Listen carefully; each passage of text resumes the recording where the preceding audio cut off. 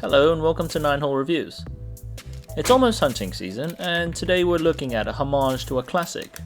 This is my personal faux Enfield No.4 Mark 1T. I'm sure many of you tuned in just to see the fast action cycling of the Enfield bolt, so let's cut to the chase and do 10 seconds worth of bolt cycling.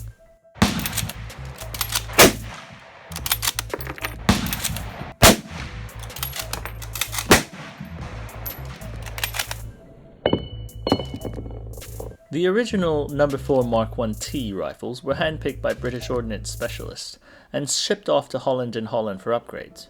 They would be restocked, scoped, and a cheek piece would be added. Enfield sniper rifles commanded top dollar, and I would not likely take one of them out to go on hunting trips. My rifle was a 1943 wartime build. It's not as pretty as a peacetime Enfield's, but it certainly holds its weight. My No.4 was purchased for $150 at a gun show. And through the years this Enfield's turned into my primary hunting rifle. The price was right, but most importantly the rifle had signs of a good shooter. It head spaced tightly with a No. 0 bolt and a clean bore. I added a cheek piece from Sarco and worked on the trigger, and put on an old school 1960s antique Weaver 2.5x scope on a steel no-drill mount that replaces the original rear sights. In the mid-2000s, reproduction British sniper scopes were not readily available. The old scope with a T-post was the closest thing I can get to an original British T-post reticle. So let's get on with the shooting.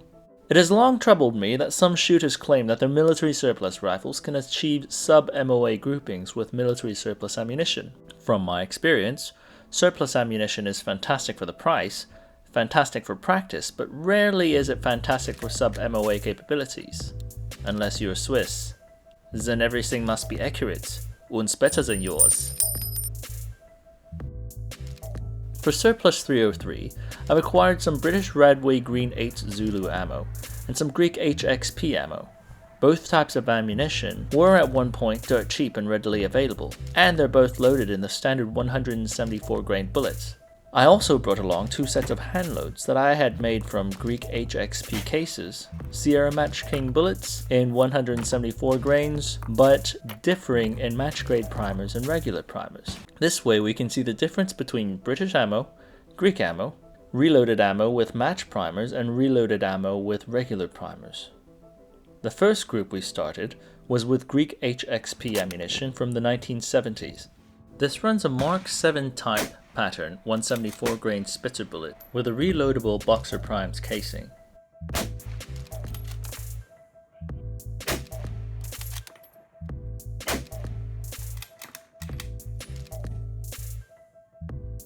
The second grouping was shot with Royal Ordnance Factory Radway Green Mark 8 Zulu ammo, vintage 1960.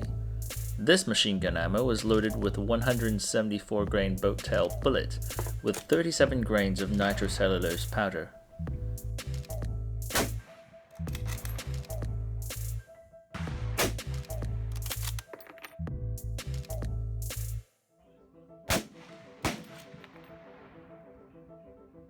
Then we progressed to the reloads and shot the match primer cartridges and the regular Winchester primer cartridges.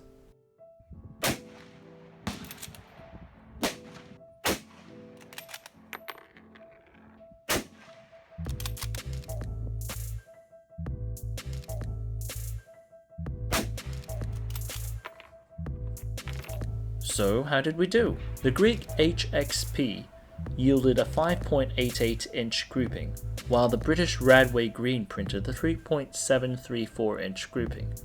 Now my handloads with regular primers yielded a 9-hole grouping of 1.826 inches, while the handloads with a match grade primer gave us a 1.649 inch 9-hole grouping out of this 75-year-old war veteran.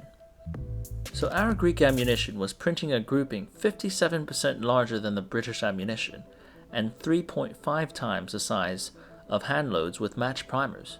British No.4T snipers were rifles that initially shot a grouping size smaller than 3 inches with British ammo, and the standard for a normal rifle was to hold a grouping between 3 to 4 inches at 100 yards. The British ammo here seemed to hold true to the standards in World War II.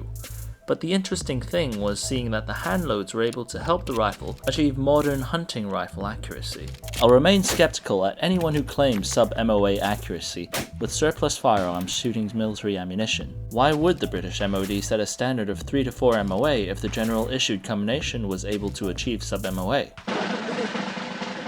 Now I was really for it.